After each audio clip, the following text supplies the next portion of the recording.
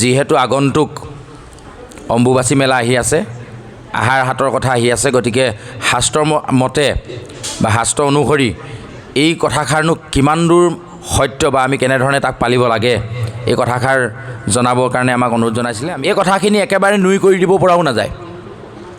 কেলে? পৃথিৱী স্ত্ৰীলিংগ, হয়নে নহয়?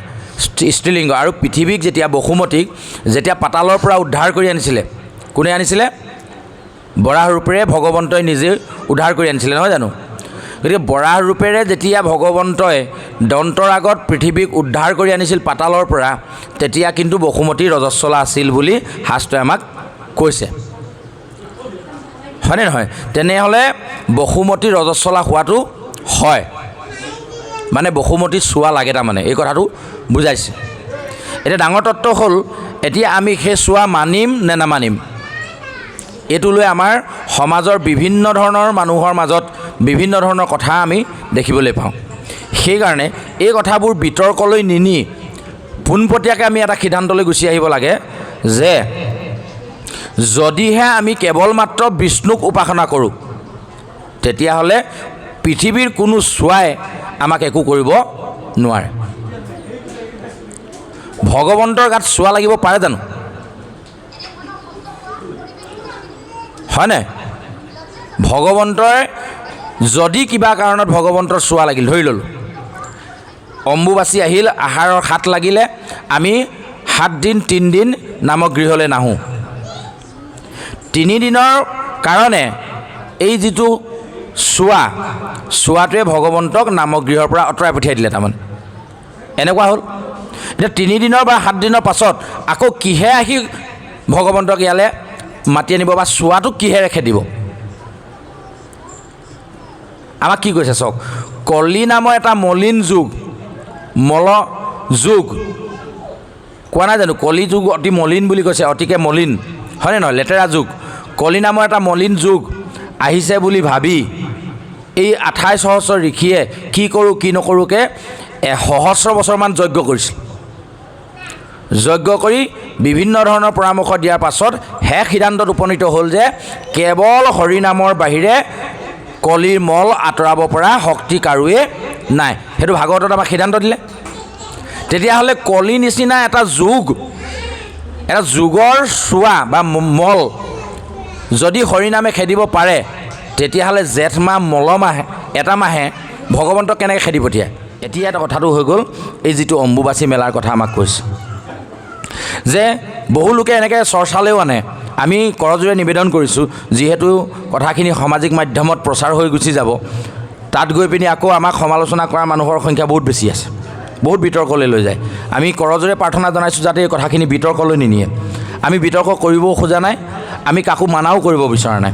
শাস্ত্ৰত যিহেতু মানে ঋতুমতী হোৱাৰ কথা উল্লেখ আছে, পৃথিৱী ৰজস্বলা হোৱাৰ কথা লিখা আছে, তেতিয়াহ'লে পৃথিৱীৰ চোৱা লগাটো শাস্ত্ৰই নিজেই উল্লেখ কৰিছে, গতিকে এইটো আমি নহয় বুলি ক'বলৈ যোৱা নাই।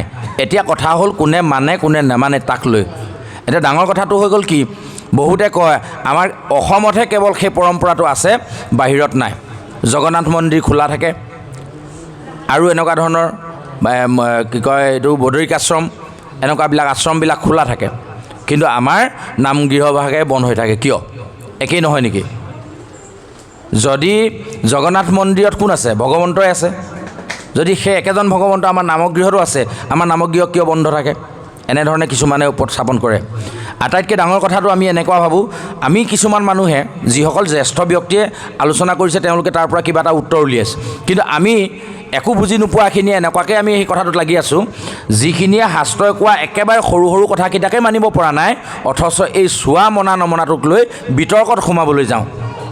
এইটো আমি কৰাটো অনুচিত বুলি আমি অনুভৱ কৰিছোঁ, যে আমাক শাস্ত্ৰই যিবোৰ উপদেশ দিছে যে আমি কিখিনি কৰিব লাগে, যেনে ব্ৰহ্মপুৱাতে উঠি ভগৱন্তক স্মৰণ কৰা, খুব সোনকালে উঠি স্নান কৰা, যিটো দুগ্ধ স্নান, অমৃত স্নান বুলি শাস্ত্ৰই উল্লেখ কৰিছে, এই সাধাৰণ নিয়মটোকে আমি পালন নকৰোঁ।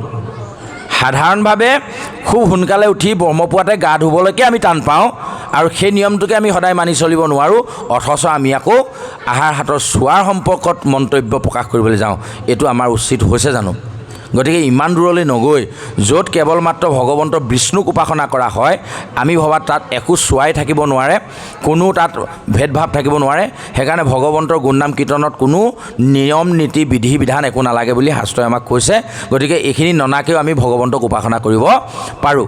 তথাপি আকৌ মই এনেকৈ কৈ থৈ যাওঁ যে যিহেতু আমি সামাজিকভাৱে দায়বদ্ধ, যদি কেনেবাকৈ আমি নামগৃহত সোমোৱাটোক লৈ সমাজখনে অসন্তুষ্টি প্ৰকাশ কৰে, তেতিয়াহ'লে এখন সমাজক নেওচা দি মই শুদ্ধটো বুজি পালোঁ বুলি নামগৃহলৈ অহাটোতো কিন্তু যুক্তিসংগত নহয়, কিয়নো আমি সমাজ পাতি বাস কৰা মানুহ। গতিকে আমি সামাজিকভাৱে যেনেধৰণে নীতি নিয়ম পালন কৰি আছোঁ চব তেনেকেই থাকক। মাত্ৰ এটা কথা আমি পাহৰি যাব নালাগে, আমি হৃদয় মন্দিৰত ভগৱন্তৰ নাম কোনো কালে মোহাৰিবলৈ দিব নালাগে। ইয়াত লাগিলে 7 দিন বিৰতি হৈছে হৈ থাকক, কিন্তু হৃদয় মন্দিৰত এদিনো যাতে এখন্তেকো যাতে বিৰতি দিবলগীয়া নহয়। অখণ্ডিত অপ্ৰতিহতভাৱে অবিৰাম গতিত যাতে ভগৱন্তৰ নাম আমাৰ হৃদয়ত থাকে, তাৰ কাৰণে আমি ভগৱন্তৰ চৰণত প্ৰাৰ্থনা জনোৱাৰ লগে লগে আপোনাসৱৰ শ্ৰীচৰণটো সেৱা ধৰিছোঁ, যাতে অনাগত দিনত আমি এনেধৰণে আমি আমাৰ নিয়মখিনি মানি যাওঁ।